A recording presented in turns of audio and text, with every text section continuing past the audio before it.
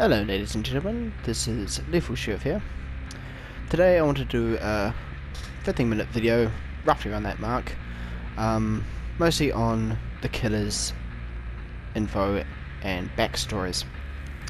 I know there's probably a few new players who have just started playing DBD and don't know much about the characters' backstories or just don't have enough time. So I thought, why not just do it for them. So here we've got the trapper, so let's jump right into it and reading his backstory. So the trapper's backstory is Evan Mcmillan idolized his father. It wasn't just that he was heir to a great fortune, it was the way he ran the estate. Raised under his firm hand, Evan had taken to running the workforce with an iron fist. Production was always high and the Mcmillan estate prospered under father and son. As Archie Mcmillan's mental health slowly degenerated, Evan protected him from the herd who wanted a piece of the fortune. No matter what his father asked of him, Evan would do it. When Archie Mcmillan finally snapped, Evan became his enforcer in what would become known as the worst mass murder in modern history. They never proved that Evan led over 100 men into those dark tunnels before detonating the explosives and sealing them to their fate. The tale of the Mcmillan estate is a tale of wealth and power gone very wrong. How many victims fell to the hands of father and son is unknown. No record was ever made of what became of Evan Mcmillan. His father is another unsolved puzzle, found in the basement of his own warehouse, dead and abandoned. Anyway, moving on to our next killer is the Rife. This is one of my favourite killers and it's a lot of fun to use. And if you're new, basically just start off with the trapper because he is very easy. But yeah, this guy's my favourite.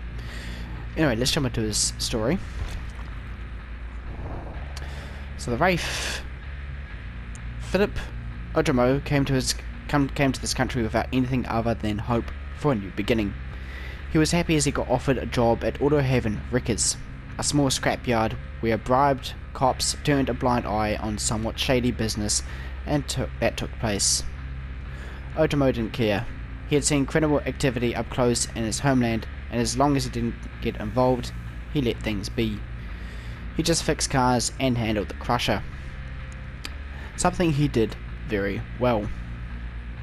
A car went in, a small metallical cube came out. It was not until one gloomy day that he, just by accident, saw some blood coming from one of the uncrushed cars. As he opened the trunk, he found a young man, gagged and tied hands and panic-filled eyes. Ojomo freed the man who managed to run 10 feet before Ojomo's boss stopped him and slit his throat. As Ojomo demanded answers, he was exclaimed that he had been nothing more than a simple executioner, as more or less every car had a soul in them. This was a service the scrapyard provided to certain clients. Ojomo snapped and went ballistic. He threw his boss in the crusher and let it slowly compress. As the head stuck out, Ojomo grabbed it and pulled head and spine out of the body. Then he left.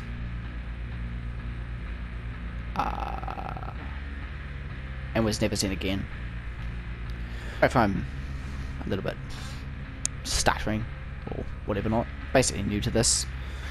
If you hear the weird creaking in the background, that's actually my chair, so apologies for that. I do need to get a new one at some point, but it's all I have, so yeah. Anyway, on to our next and final killer is the Hillbilly.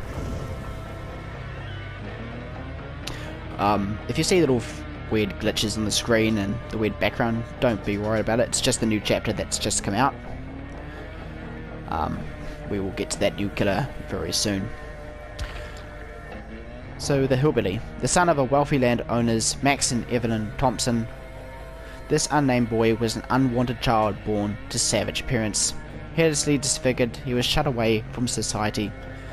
So ashamed they were of their son, they bricked him into a room and fed him through a hole in the wall. When the boy escaped, he took his revenge savagely and terribly, slaughtering the parents who had tortured him instead of raising him. After the deed was done, he continued to live his life at the farm, taking out his deranged violence on the animals that were allowed to run free. As he finally broke free from his shackles, he ran through the cornfields, chasing and slaughtering whatever he could find. They never found the bodies of Max and Evelyn, but they did find tortured and disemboweled animals all over the farm. Coldwind Farm was quickly settled and the land split up and sold off. There was never a buyer for the farmhouse, perhaps because of that sound of a chainsaw you could hear throughout those hot summer nights. Also with the Rife, his boss's head that he took out of the crusher, that's it actually on his weapon here. So it's called for the devs to actually put this in the game so you can actually see it. Anyway, hopefully you enjoyed this, and I'll do another 3 more killers next time. That's all. Bye.